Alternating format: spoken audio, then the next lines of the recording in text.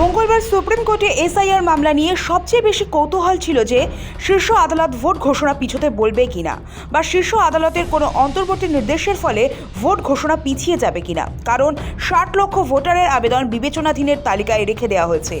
কিন্তু দেখা গেল শুনানির সময় এ ব্যাপারে আইনজীবীরা আবেদন জানালেও সুপ্রিম কোর্ট কোনো আমল দিল না, বরং প্রধান বিচারপতি সূর্যকান্তের নেতৃত্বে ৩ বিচারপতির বেঞ্চ জানিয়ে দিল জাতীয় নির্বাচন কমিশন ভোটের নোটিফিকেশন জারি করতেই পারে।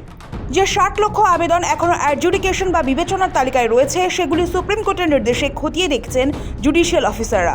কলকাতা হাইকোর্টের তত্ত্বাবধানে তা হচ্ছে।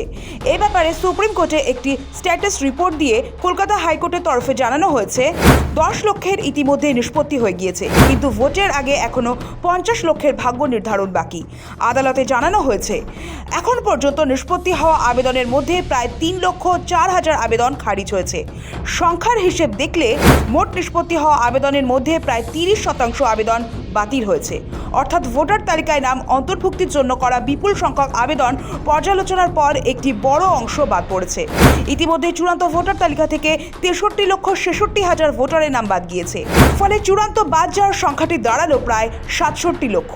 তা জানার পরই সুপ্রিম কোর্ট জানিয়েছে নির্বাচন কমিশন নোটিফিকেশন জারি করার পর দেখা হবে স্ট্যাটাস কি, তারপর দরকার মতো ব্যবস্থা নেওয়ার কথা বলা হবে। সব মিলিয়ে মোদ্দা কথা হলো ভোটের দিন ঘোষণার ব্যাপারে নির্বাচন কমিশনের সামনে এখন আর কোনো বাধা নেই, ফলে ৬০ লক্ষ আবেদনের নিষ্পত্তি না হলে রাষ্ট্রপতি শাসন জারি হতে পারে বলে যে জল্পনা রাজ্য রাজনীতিতে ভাসছিল তাও এতে খারিজ হয়ে গেল।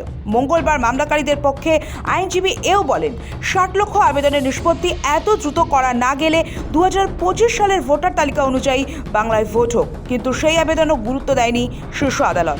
তবে রাজধানীতে যখন দেশের শীর্ষ আদালতে এসব নিয়ে সওয়াল জবাব চলছিল তখনই বাংলায় উপস্থিত ছিল জাতীয় নির্বাচন কমিশনের ফুল বেঞ্চ।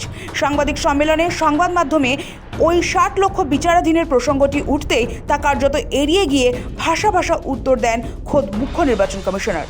৬০ লক্ষের মধ্যে ১০ লক্ষের নিষ্পত্তি হয়ে গেলেও এখনও ৫০ লক্ষের ভাগ্য নির্ধারণ বাকি। এরা আদৌ ভোট দিতে পারবেন? বঙ্গ সফরের শেষ দিনের সেই প্রশ্ন উঠতেই কার্যত এড়িয়ে যান জ্ঞানেশ কুমার। वेस्ट बंगाल में लर्नेड जुडिशियल ऑफिसर्स को अपॉइंट किया गया यहाँ के ऑनरेबल चीफ जस्टिस द्वारा, और वो नियम संगत कानून संगत निर्णय ले रहे हैं। এর আগে রাজ্যের মুখ্য নির্বাচনী আধিকারিক মনোজ আগরওয়ালও বিবেচনাধীন ভোটারদের কোনো দিশা দেখাতে পারেননি। এবার খোদ জাতীয় নির্বাচন কমিশনারও তার সদুত্তর দিতে পারলেন না। জ্ঞানেশ কুমার জানান বিবেচনাধীন ভোটারদের নথি খতিয়ে দেখার কাজ করছেন জুডিশিয়াল অফিসাররা। তারা সুপ্রিম কোর্টের রিপোর্ট জমা দিয়েছেন, তবে তিনি বলেন যত তাড়াতাড়ি সম্ভব সাপ্লিমেন্টারি তালিকা প্রকাশ করা হোক, কিন্তু কত তাড়াতাড়ি বেরোতে পারে তা নিয়েও কোনো জবাব দেননি জাতীয় নির্বাচন কমিশনার। एडजुडिकेटेड केसेस की मैं एक बार फिर कहना चाहता हूं कि जहां पर डिसीजन पेंडिंग था वहां पर माननीय सुप्रीम कोर्ट के आदेशों के तहत वेस्ट बंगाल में लर्नेड जुडिशियल ऑफिसर्स को अपॉइंट किया गया यहाँ के ऑनरेबल चीफ जस्टिस द्वारा, और वो नियम संगत कानून संगत निर्णय ले रहे हैं। जहां तक सप्लीमेंट्री लिस्ट का सवाल है, लर्नेड जजेस द्वारा माननीय सुप्रीम कोर्ट के आदेश के अनुसार सप्लीमेंट्री लिस्ट निकाली जाएंगी, और जिसमें जो उनके अप्रूवल्स होंगी वो लिस्ट वेबसाइट पर भी दी जाएगी और समय समय पर साझा की जाएगी। এখন কৌতূহলের বিষয় হলো কবে ঘোষণা হতে পারে ভোট।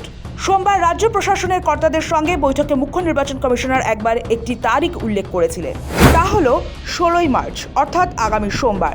জ্ঞানেশ কুমার যদিও স্পষ্ট করে বলেননি ওই দিনই ভোট ঘোষণা করা হবে, তবে আমলাদের অনেকে মনে করছেন সোমবার ভোট ঘোষণার সম্ভাবনা উড়িয়ে দেওয়া যায় না। এবার প্রশ্ন হলো বিবেচনাধীনদের আবেদনের ভবিষ্যৎ কি? সাপ্লিমেন্টারি ভোটার তালিকায় বা কবে ঘোষণা করা হতে পারে? আগেই বলা হয়েছে যে মঙ্গলবারের শুনানিতেই জানা গিয়েছে ভোটার তালিকার সংশোধন প্রক্রিয়ায় যাদের নাম বিবেচনাধীন বা অ্যাডজুডিকেশনের তালিকায় ছিল তাদের মধ্যে ১০ লক্ষের ব্যাপারে ইতিমধ্যে সিদ্ধান্ত নিয়ে ফেলেছেন জুডিশিয়াল অফিসাররা। যাদের আপত্তি নিষ্পত্তি হয়ে গেছে তাদের নাম কবে সাপ্লিমেন্টারি লিস্টে বেরোবে তা নিয়ে স্বাভাবিকভাবেই প্রশ্ন ওঠে। প্রধান বিচারপতি সূর্যকান্ত নেতৃত্বে সুপ্রিম কোর্টের বেঞ্চ জানিয়ে দিয়েছে। এই বিষয়ে রাজ্য সরকার এবং নির্বাচন কমিশন দুই পক্ষই কলকাতা হাইকোর্টের কাছে যেতে পারে। হাইকোর্টই এ বিষয়ে সিদ্ধান্ত জানাবে। সুপ্রিম কোর্ট একথা জানিয়ে দেওয়ার পর মুখ্য নির্বাচন কমিশনার জ্ঞানেশ কুমার বলেন, উচ্চ আদালত যে সিদ্ধান্ত নেবে সেটাই পালন করা হবে। তারপর সেই সাপ্লিমেন্টারি লিস্ট ওয়েবসাইটে আপলোড করা হবে, সাধারণ মানুষকেও জানানো হবে। ট্রাইব্যুনাল গঠনের নির্দেশ। মঙ্গলবার মামলার শুনানিতে সুপ্রিম কোর্ট একটি অন্তর্বর্তী নির্দেশও দিয়েছে। ভোটার তালিকার সংশোধন প্রক্রিয়া তথা এসআইআরে যাদের নাম বাদ গিয়েছে এবং জুডিশিয়াল অফিসাররা যাদের আবেদন খারিজ করেছেন তাদের জন্য সুপ্রিম কোর্ট একটি স্বাধীন আপিল ট্রাইব্যুনাল গঠনের নির্দেশ দিয়েছে। হাইকোর্টের প্রাক্তন প্রধান বিচারপতি ও বিচারপতিরা এই ট্রাইব্যুনালে থাকবেন। কলকাতা হাইকোর্টের প্রধান বিচারপতির উদ্দেশ্যে সুপ্রিম কোর্ট জানিয়েছে, দরকার হলে কলকাতা হাইকোর্ট বা প্রতিবেশী রাজ্যের প্রাক্তন বিচারপতিদের নিয়ে এই ট্রাইব্যুনাল গঠন করা যেতে পারে। শীর্ষ আদালত এও স্পষ্ট করে দিয়েছে যে জুডিশিয়াল অফিসারদের নেওয়ার সিদ্ধান্ত কোনো প্রশাসনিক সংস্থার কাছে চ্যালেঞ্জ করা যাবে না, ট্রাইব্যুনালের কাছেই যেতে হবে। শফিক সানালের রিপোর্ট, সময় কলকাতা।